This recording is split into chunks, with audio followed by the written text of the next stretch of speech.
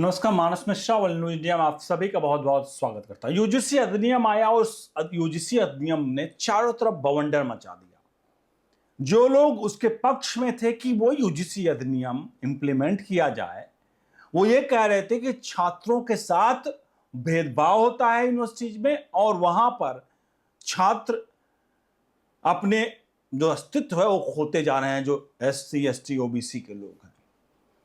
लेकिन उसी यूजीसी अधिनियम का बवंडर चारों तरफ हुआ। सुप्रीम कोर्ट ने स्टे लगाया। अभी कब तक उसका फैसला आया किसी को कुछ नहीं पता। लेकिन सबके बीच में खबर आ रही है बनारस के यानी उत्तर प्रदेश के वाराणसी से। और वाराणसी भी क्यों? क्योंकि भारत के प्रधानमंत्री नरेंद्र मोदी का संसदीय क्षेत्र और बनारस हिंदू यूनिवर्सिटी बीएचयू जहां की यह घटना है। और घटना आप सुनेंगे तो आज आपको जो यूजीसी अधिनियम का प्रैक्टिकल था, ये यूजीसी अधिनियम का प्रैक्टिकल रिजल्ट है जो मैं आपको दिखाने जा रहा हूं। समाजवादी पार्टी का नेता यानी अखिलेश यादव का नेता जो बनारस हिंदू यूनिवर्सिटी में कांड किया, वो घिनौनी हरकत जो सीधे यूजीसी अधिनियम के प्रैक्टिकल को प्रूव करती है।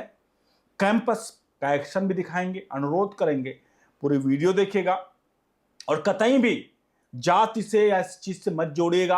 आप थोड़ा सा सच्चाई इस बारे के प्रैक्टिकल जो है, ये भले समाजवादी पार्टी के नेता ने किया है, लेकिन यूनिवर्सिटी का ये प्रैक्टिकल है, यूजीसी अधिनियम का ये प्रैक्टिकल है जो हमें और आपको समझना पड़ेगा।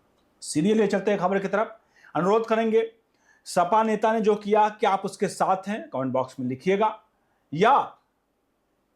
या उस पर जो कार्रवाई हुई वो कार्रवाई सही हुई, उसको भी लिखेगा। बढ़ते हैं पूरे के पूरे मामले की तरफ। सबसे पहले मामला बताते हैं क्या है। मामला है बीएचयू का, बनारस यूनिवर्सिटी का, जहां एक प्रशांत मिश्रा नामक एक छात्र था जो पोस्ट ग्रेजुएशन कर रहा है मतलब बीएचयू से। खबर ये आ रही है कि जो प्रशांत मिश्रा है वो जो लंका पुलिस है बीएचयू के, जिसके अंडर में आता है लंका पुलिस थाना, वहां जाकर एक एफआईआर दर्ज करवाता है और वो आरोप लगाता है कि समाजवादी पार्टी का छात्र सभा का नेता था जो बीएचयू का यूनिट का, वो उसका अध्यक्ष जो हिमांशु यादव है, उसने कैंपस के भीतर जो प्रशांत मिश्रा है उनकी जाति पूछी और जाति पूछते ही उन्हें मनुवादी और कहते हुए उन पर थप्पड़ जड़ दिए। ये आरोप लगाया प्रशांत मिश्रा ने हिमांशु यादव पर। अब यहां पर दो चीजें हैं। चूंकि एक तो यूजीसी अधिनियम आया है और समाजवादी पार्टी को यूजीसी अधिनियम आए या ना आए, मैटर यानी ये मुद्दा उछला रहे, इससे फायदा होगा। चाहे फैसला किसी के पक्ष में आएगा तो शायद सपा नेता ने इस पूरे मामले को बीएचयू से उद्गार देने की कोशिश की, एक तरह से एक चिंगारी देने का प्रयास किया। लेकिन अब मामले को थोड़ा समझिए। मामले को ये जो है, जब पूरा मामला फिर पुलिस के संज्ञान में आया तो एसीपी जो भेलपुर हैं गौरव कुमार, उन्होंने इसको लेकर के एफआईआर दर्ज की और एफआईआर दर्ज करके हिमांशु यादव जो सपा का वहां का बीएचयू यूनिट का वो अध्यक्ष था छात्र सभा का, उसको गिरफ्तार कर लिया और जेल भेज दिया। खबर यहां तक है। अब इस मामले में हमने जानने का प्रयास किया कि आखिरकार क्या जो छात्र प्रशांत मिश्रा है, क्या उसका कोई पुरानी दुश्मनी हिमांशु यादव से थी? तो जहां तक मीडिया रिपोर्ट्स आ रही है, चीजें आ रही है, वहां पर यह कहीं नहीं पता चल पा रहा है कि इन दोनों के बीच में किसी भी प्रकार का कोई आपसी टकराव या लड़ाई इससे पहले की रही हो। भी बहुत सारे लोग ये कहेंगे कि हो सकता है कि इन दोनों की पहले की लड़ाई रही हो और उसी लड़ाई को लेकर के वहां पर हिमांशु यादव ने आकर के प्रशांत मिश्रा को थप्पड़ मारा हो और पुराने मैटर को आकर के वो एफआईआर के रूप में दर्ज कराया हो। लेकिन ऐसी कहीं भी कोई भी घटना नहीं मिलती है या कनेक्शन नहीं मिलते जहां इन दोनों का पहले से लड़ाई रहा हो। अब सबसे प्रमुख बात है कि ये जातिगत मुद्दा कैसे उठा। जो आरोप लगाया जा रहा हिमांशु यहां पर प्रशांत मिश्रा के द्वारा, प्रशांत मिश्रा ने दावा किया कि ये जो भी घटना हुई है वहां पर सीसीटीवी फुटेज है आप सीसीटीवी फुटेज ले लीजिए, उसको निकालिए और बताइए, दिखाइए, और मैं साक्ष्यों के आधार पर कह रहा हूं कि ये वहां पर साक्ष्य और मेरे साथ ऐसा हुआ है। अब यहां पर क्या कहा है, हिमांशु मिश्रा ने क्या कहा, हिमांशु मिश्रा ने कहा कि प्रशांत यादव ने गाली गलौज की उनसे, मुझे बार बार थप्पड़ मारे और मुझे मनुवादी कहा। इसके अलावा उन्होंने मुझे गंभीर अंजाम भुगतने की धमकी दी। मिश्रा ने यह भी बताया कि यह पूरी घटना सीसीटीवी कैमरे में रिकॉर्ड हुई है। अब यह घटना होने के बाद बीएनएस की धारा 115 सबसेक्शन 2 यानी जानबूझकर चोट पहुंचाना, 352 यानी जानबूझकर अपमान करना और 351 सबसेक्शन 3 आपराधिक धमकी देना के तहत एफआईआर दर्ज किया गया है। अब यह पूरा मामला है जहां एक सवर्ण को, अब थोड़ा राजनीतिक रंग हो जाए, जहां एक सवर्ण को ओबीसी वर्ग के जो यूजीसी अधिनियम में प्रताड़ित हैं, वो धमका रहा है, जाति पूछकर मनुवादी कहकर उसे थप्पड़ पे थप्पड़ मार रहा है, जैसी मीडिया रिपोर्ट्स बता रही हैं। मैं इस प्रकार का दावा मीडिया रिपोर्ट्स के आधार पर ही आपके सामने दिखा रहा हूं। तो यह पूरा मामला था। अब यहां पर मैं आपको थोड़ा सा रोकना चाहूंगा। अब इस रोकने का प्रमुख कारण क्या है, यहां पर कमेंट बॉक्स में आप राय प्रतिक्रिया जोड़िएगा। अब इसको हम जरा सा उलट देखते हैं।